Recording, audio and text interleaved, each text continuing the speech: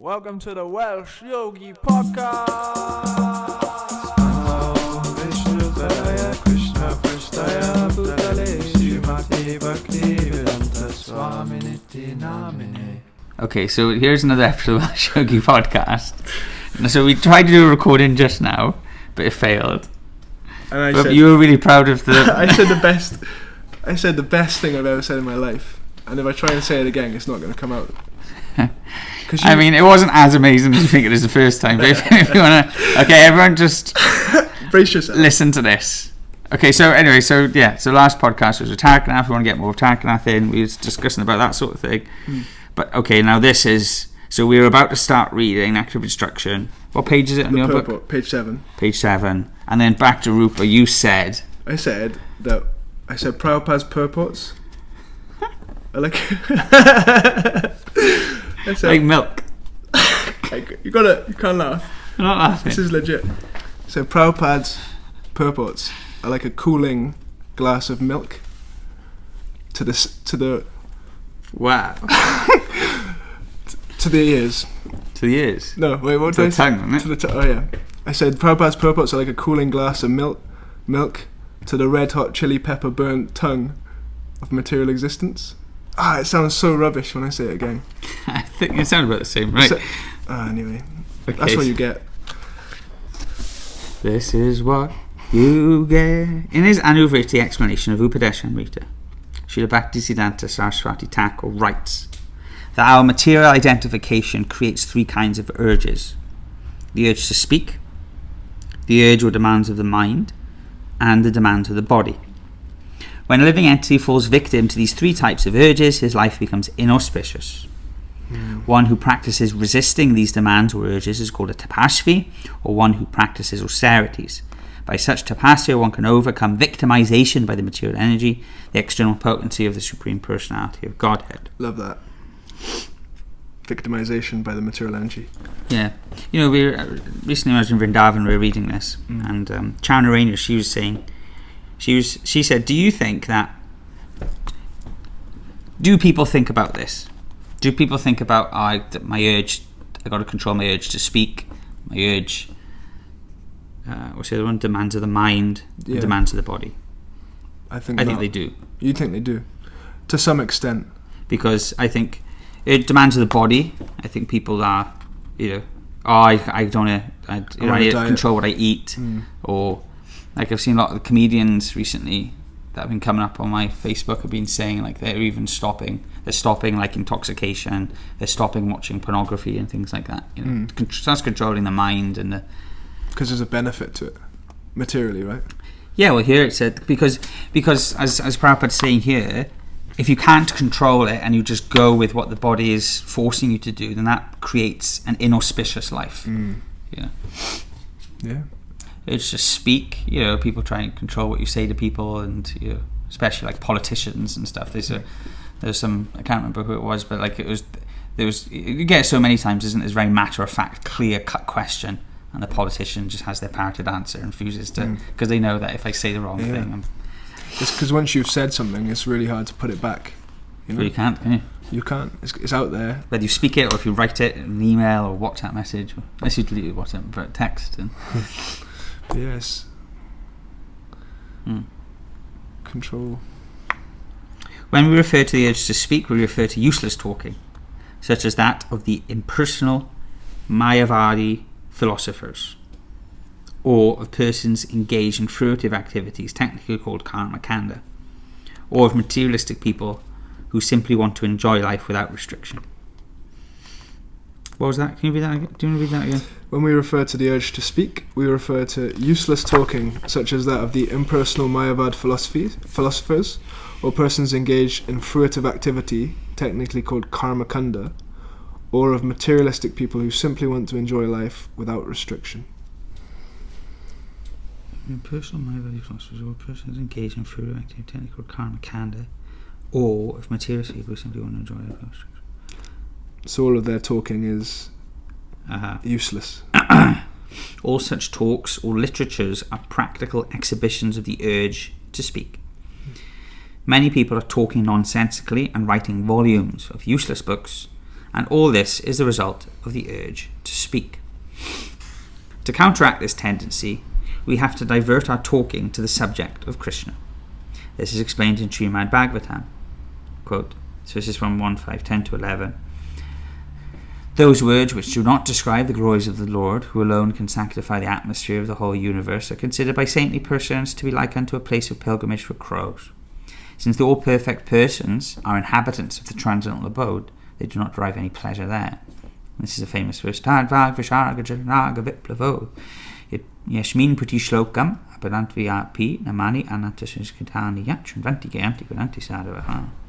On the other hand, that literature which is full of descriptions of the transcendental glories of the name, fame, form, pastimes, and so on, of the unlimited Supreme Lord as a different creation full of transcendental words, directed towards bringing about a revolution in the impious lives of this world's misdirected civilization. Such transcendental literatures, even though imperfectly composed, are heard sung and accepted by purified men who are thoroughly honest. The conclusion is that only when we want to talk about devotional service to the Supreme Personality Godhead can we refrain from useless, nonsensical talk. We should always endeavour to use our speaking power solely for the purpose of realising Krishna consciousness. That's straightforward, isn't it? Yeah, well, this is the one of the characteristics of this is that, to control the urge to speak, to control the mind's demands. What's the positive? And you talk, but you talk of Krishna. And when you do, it's got a way different flavour, isn't it? Like if you're talking about something that, like these material people that want to enjoy life without restriction. Like if you start going down that avenue of thinking about how can I enjoy, it doesn't have the same flavour, isn't it? Yeah, because the goal of it, like when your senses engage with a sense object, there's only so much pleasure that can happen. Eat something nice, or do engage your tongue, belly, or genitals in something like So there's only so much pleasure. So all discussion that's with that focus only leads to negligible pleasure compared to spiritual ecstasy. And the payoff is so high as well.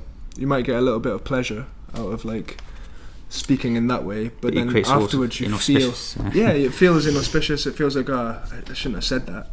Like I shouldn't have wasted some time there, or like we're talking here about the mundane literature's urge to speak. The modern day of that is you're on Instagram or TikTok and you're watching these videos which are about basically nothing, just like pranks or whatever you're watching online, and afterwards how do you feel? It drains your energy. Like I was speaking to Titanaf about it before, I keep getting caught in these doom scrolls. I keep watching all of this rubbish online, and he said, yeah, you're losing spiritual strength. Like when you read, you become stronger, and you have more strength. But when you're doing that, you're losing, you're wasting away, Yeah. Because your attention, if you're not paying for a product, you are the product. So your attention is so valuable. So if we just waste it on so many and you can't get a second back. Yeah. So how valuable is time? Yeah. Even if you pay. One sec.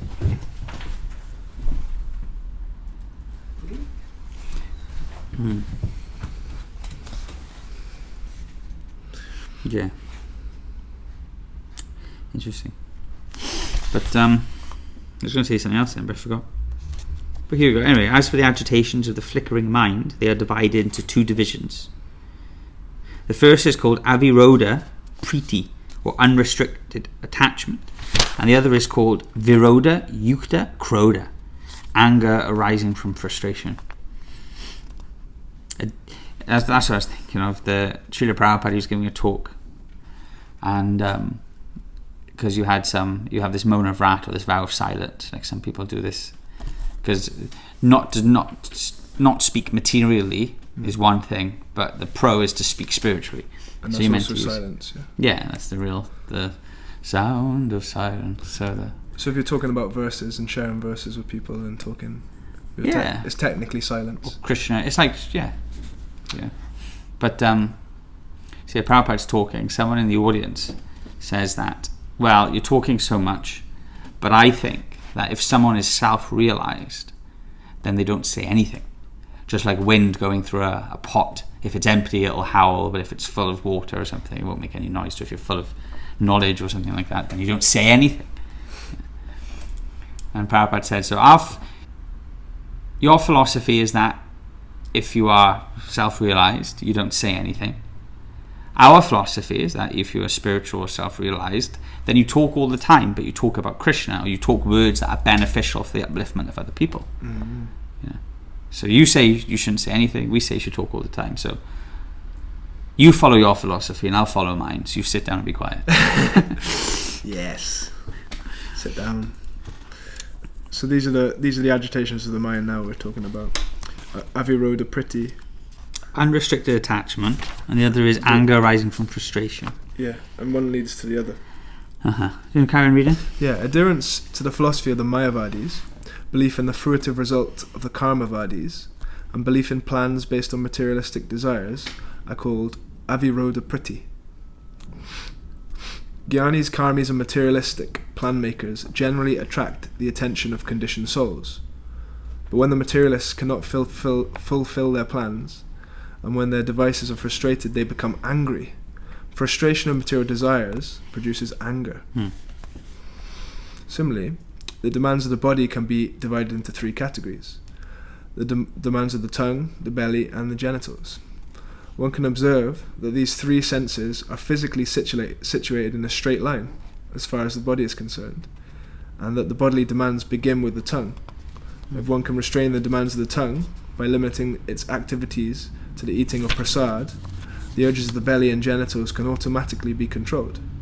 So like you said, so before with that too, so the mind, right, like you said, we have one leads to the other. So you have unrestricted plans based on unrestricted attachment.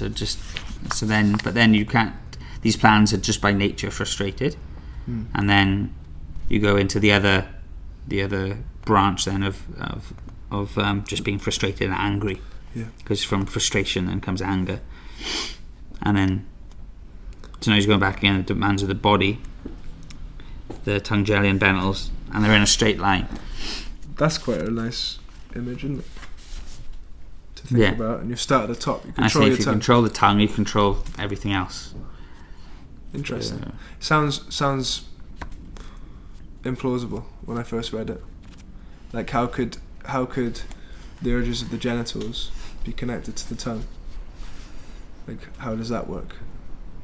Yeah, but like you can put it into practice. Yeah, isn't it? What's that first? Atashikisha nama di nabhavid grimindri haseva mukha he jivada svayamays vispriti ataha.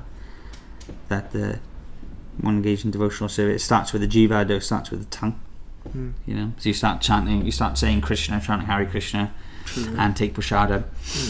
And just from those things, and naturally everything else comes, and everything gets controlled. Yeah, there is something mystical about that as well. Like when I first joined the ashram, it's like suddenly those urges disappeared. Maybe some special mercy, because the genitals have urges, right? It's a bit grim to talk about, but like, you do. Yeah, it does. Like, and especially in the modern society, pornography addicted personalities, everyone is constantly doing that thing. And like, as soon as I joined the ashram, it's like that urge disappeared, because you are eating prasadam and just chanting, and especially like it was miraculous, to be honest, you know. Because I've spoken to friends that, because you're talking about like people online or comedians talking about abstaining from masturbation as like a way to give yourself some spiritual strength or shakti, and boxers even, I said last week, boxers don't do it so that they have more strength. So my friend was just like struggling with it, like he's trying to give it up, you know. And I was thinking it really wasn't a struggle. When you join the ashram, it's like, because you have to give yourself positive engagement, like, and you really, if you do, then it does drift away. Like it's a miracle if you think about it. And that's why it's quite helpful what Prabhupada's saying here. It's in a straight line. These things are, you know, it's like, okay, how do I get control of this vehicle of the body? It seems so out of control. I need somewhere to, like, a focal point, or somewhere to, like, just focus. Okay, focus on the tongue. Control the tongue. Yeah, and naturally you control everything else. You don't have to. And then he quotes Bhaktivinoda Thakur here, right? Sarira Vidya. Oh Lord, this material body is a lump of ignorance. It is just lump. And the senses are a network of paths leading to death. So this is the translation to the prayer. If anyone's been on Sunday feast at Hare Krishna, everyone is joyously singing the prasadam prayer. Yeah. Material Material bodies are a lamp of ignorance, and the senses are a network or path leading to death. Somehow or other we have fallen into the ocean of material sense enjoyment. And of all the senses, the tongue is the most voracious and uncontrollable. It is very difficult to conquer the tongue in this world. But you, dear Krishna, are very kind to us. You have sent this nice prasad to help us conquer the tongue. Therefore, let us take this prasad to our full satisfaction and glorify your lordship, Shri Radha and Krishna, and in love call for the help of Lord Chaitanya and Jai. Prabhu Nityananda. Haribo. I remember when I first moved in the ashram, Kaylee gave me a card with this prayer and the translation, and I read the translation. This body is a limp of ignorance, and the senses are pathways of death leading to network of paths leading to death. And I was like, as soon as I read it, I was like, I'm not going to learn this.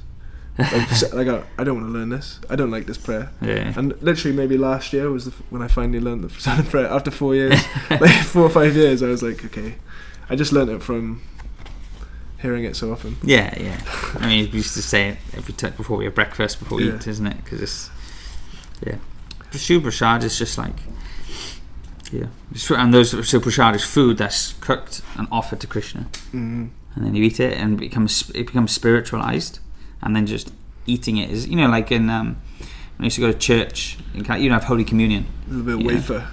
Yeah, and that's like the Holy Communion is okay, I'm taking part of God's body. This is like a spiritual activity where they see this is actually this wine and this wafer, this bread and wine has actually been transmorphed or whatever the word is into the body of Christ, and it's therefore, I guess, it becomes spiritual, and therefore me eating this is a spiritual act in communion with God. So this prasad, every meal that a bhakti yogi takes is communion, is Holy Communion. And we have food, you cook, you offer it, whatever you eat, you offer it to Krishna, and then take it, and just eating something is an act of bhakti. Yeah, and I guess I've heard Shivaram Swami say that based on your level of faith in prasadam, it's like a yeyatam and prabhajante kind of vibe. Like based on how much you honor this prasadam as the remnants of Krishna, you'll experience it to that degree. And it's also based on the purity of the person who cooked it and offered it. True, yeah. Like you have tell the samosa one that Nima found it with Shiva Maharaj's samosa. I love this. I love the way you say this. I can't quite remember. Nima Pandit, who's left this world now, but he was saying that he had a samosa. That was it. He had a samosa cooked by Shiva Maharaj. And I was like, oh wow, wow, what did that taste like? And then he just got really serious. His face went, and then literally there was tears in his eyes. He said, it was the most delicious thing I've ever tasted in my life. I was like, whoa. It became it was a serious matter. It wasn't just, I ate a samosa once. It was a nice samosa. Yeah. No, it wasn't. He was being really serious, tears in his eyes. It's the most delicious thing I've ever tasted in my life. And he was an amazing cook. So you have the stories of devotees who taste like Prabhupada's cooking. And again, they just cry. It's just like, wow, it's just so delicious. Yeah. It has a special taste. Sorry, but prasadam, you can have the same ingredients in any other cafe. You go to a devotee cafe, Govinda's, and it has a special taste that nothing else has. There's something mystical going on with prasadam too. Because maybe beginning of this year I was having a bit of a shaky patch, just struggling a little bit, and I just got the new place, and I was eating these parathas or things from the shop, and I was just heating them up. This is we're not usually supposed to do that in it, kami grains or grains. But that's something you can at least offer it. But you can tell. You can blind taste and tell it's prasadam. But that's the thing is I was doing this, and I was drinking these ginger beers, kind of just chilling out. Anyway, I had kind of wake up call where I got back into Krishna consciousness more serious. Not that I really dropped it, but I got more into it, and I was drinking a ginger beer and I had one of them, and it become disgusting. It was suddenly I was tasting. Before I was tasting with my material tongue, and materially, a nice bit of whatever paratha and ginger beer. Because my spiritual senses reawakened or something like that. It was this is this is unpalatable. Mhm. You know, so it's interesting. It's like based on your level of Krishna consciousness, where your consciousness is at, you can appreciate or not appreciate prasadam and the potency of it. Like, it is a mystical, and Prabhupada is putting so much emphasis on the importance of it. Like in this purport as well, it's like if you eat, Lord Chaitanya says, if you eat things which aren't offered, then you become wicked-minded. Like this kind of yeah. Krishna says in the Bhagavad Gita, isn't it? If you eat something that's not offered in sacrifice in yajna, then you eat papa, or like inauspiciousness. Yeah. But you got you think yeah, you hear when it says when a soul first takes prasadam in this life, then Dave Meatmarsh was saying this, the inside something happens where actually you might not be consciously aware of it, but the soul goes, I know that taste. I haven't tasted that in so long, so many lives. That's Krishna. Yeah. That's why, and Prabhupada, if you listen to his lectures and listen to his room conversations, any guest that comes, he always says make sure they have prasadam. Even when Prabhupada had no facility, he would cut up an apple and give everyone a piece of apple. Yeah, and then like with when you're preparing prasadam for Krishna, like sometimes when we're doing breakfast in the temple, if you're in a bad mood, you just make it and whatever, and boys eat. But if you're thinking about, I just want to serve the devotees, like I want to cook some prasadam for their pleasure and for Krishna's pleasure, and you're meditating on like, I really want to make something really nice for the boys, like I'm going to make this the best I can. And then when you offer it, you feel like it's been accepted. Yeah. And when the boys taste it, they give you so much positive. They're like, this is amazing, great. Yeah, you have like, if you have an advanced devotee that's cooked like Mishrani or something like that, and devotees are always like laughing in bliss. Giggling around. Or you go to a house program. Tangible. When you go to a house program and they've cooked for the devotees, yeah, everyone's giggling around. Like last night, Prajanya, he's just got new deities. All the boys went up there, made some halloumi feast for the boys, and everyone's just giggling around. Like it's just a silly good time, and you become intoxicated on that. It's an exchange of love. You're giving and accepting prasadam, and it's totally blessed. Like in fact, I mean that's the next verse. Verse, isn't it? Yeah, these are the magic of prasadam. I mean, it keeps going about. Now Prabhupada says there are 6 kinds of rasas or tastes, and if one is agitated by one of them, he becomes controlled by the urges of the tongue. Some persons are attached to eating of meat, fish, crabs, eggs, and other things produced by semina and blood, and eaten in the form of dead bodies. That was the thing about Jagannath Puri. Is so nice because you've got the sea there, and there's so many like pastimes of Lord Chaitanya and his associates. But people eat fish and meat and stuff there. Some of them doing really, it's just stank. It's funny how that. It's like because we're reawakening our spiritual senses when we're practicing Krishna consciousness, and that or even even just materially, you become materially purified. Yeah, true. I remember I became vegetarian. I couldn't understand what was wrong with eating meat, but Tarakanath was saying, "Look, just do it because Krishna, because it's good for your spiritual life." And then after a while, I became naturally purified because eating meat naturally lowers your consciousness, like an animal, like a tiger, or like some predator killing some screaming little animal. And you have to be desensitized from the suffering of that animal in order to enjoy the meal. Yeah. Otherwise. Because if you're aware of the suffering it went through, you won't eat it. So in order to eat it, your consciousness has to be lowered. So after a while of not doing it, and then I go home for Christmas, and I'm like, does anyone else notice that there's like a corpse with like burnt skin in the middle of that, and you can see it's like its legs, and they put some pig up its put some stuffing up its ass, Oh, that looks nice. And it's like, let's just rip off the leg, and it's like, what? Is anyone else aware of this? I know.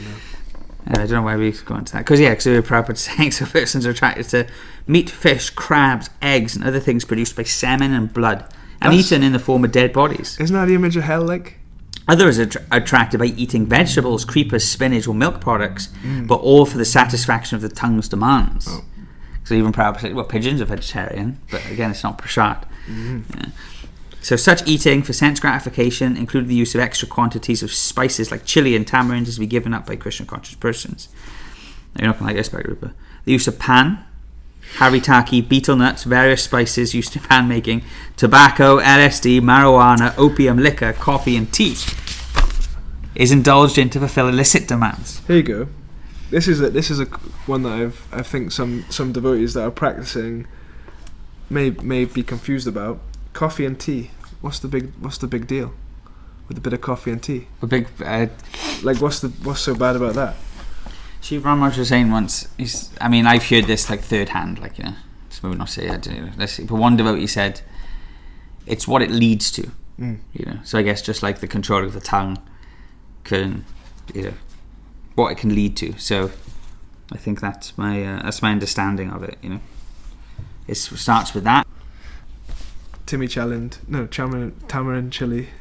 Yeah. So they're always the coffee elicits into fulfill illicit demands. If we can practice accept only remnants of food offered to Krishna, it is possible to get free from Maya victimization. So that's the main thing. Also, is like what can be offered to Krishna. If Krishna actually said, "You can offer me meat," then we would eat meat because we're actually prasaditarians, we're not vegetarians. But and this theme of victimization again, like. What is a victim? What's a victim? Yeah, what does it mean to be a victim? I'm just going to go mixed. So I'd say, like things that are out of your control are harassing you. Yeah, something like greater than you is making you suffer, right? Something along those lines. Yeah. So like material energy is going to make you suffer. Unless you learn to interact with it in the correct way, and then you won't be a victim anymore. It's like Black Sabbath, Masters of Reality. Do you know what I'm saying? Like these are the secrets to avoid becoming a victim, because that victim mentality is not helping. Like to be victimized and I'm being. That's the thing, we victimize ourselves. Yeah, we're doing it. So like, because there's only one energy. Like all there is Krishna, and Krishna's energy. Yeah. So you have to interact with it favourably. Yeah. But if we interact with it selfishly in order to try and exploit it for our own selfish gain, then we become victims of our own selfish desires, and it just causes more suffering. Ozzy Osbourne, win or lose, it's up to you. Yeah, okay. I don't know why this is all coming out now. It's because I went to the tattoo shop today. Is it? Probably. You going to get a tattoo then? Probably. Yeah. Anyway, that's for another podcast. Any tattoo ideas for back group, send them in. Alright, and so we'll stop there. And good way to stop it, isn't it? Yeah. Well, let me tattoo you. I can draw something. I'll let you tattoo me. Yeah. I got a machine. Have you? Do you want to tattoo me? Yeah, I'll tattoo you, yeah. I'll tattoo you. We'll do it on a podcast one day. Yeah. We'll do it for charity. Charity. For the Hare Krishna. Yeah. Sponsored tattoo by Gobar. Yeah. People can come along. They can come along, and you can send in the most ridiculous pictures, and he'll have it tattooed on my face, on his head. Like, I used to know some friends who were in prison, and they used to make these. I got a tattoo gun. I got a tattoo here. It's crap. It's like a little cross, but it was made prison tattoo guns. They empty a biro in it and put a needle in, attach that to a motor. A little motor. Anyway, Hare Krishna. Thanks for listening to the Nectar of Instruction. Yeah, and next week, lots of love. So when will this podcast go out? Whenever you want. Will it go out before Easter weekend? That's this Sunday. Yeah. Okay. So if we're having a big kirtan this Sunday in Cardiff and Bayview, extra kirtan, it's bank holiday weekend. So tomorrow is it? Oh yeah, I didn't realise today is Saturday. Today is Saturday. Oh, Easter tomorrow. Oh, yeah, and it was Good Friday yesterday then, yeah. Yeah, it was a great Good Friday. The day when the Lord. The end of Lent. This is the most important weekend in the Christian calendar. More important than Christmas. You gotta love it. Okay, Hare Krishna, everyone. Thank you very much. And everyone can. The homework is whatever you eat, offer it to Krishna and taste results of prasad. Hare Krishna.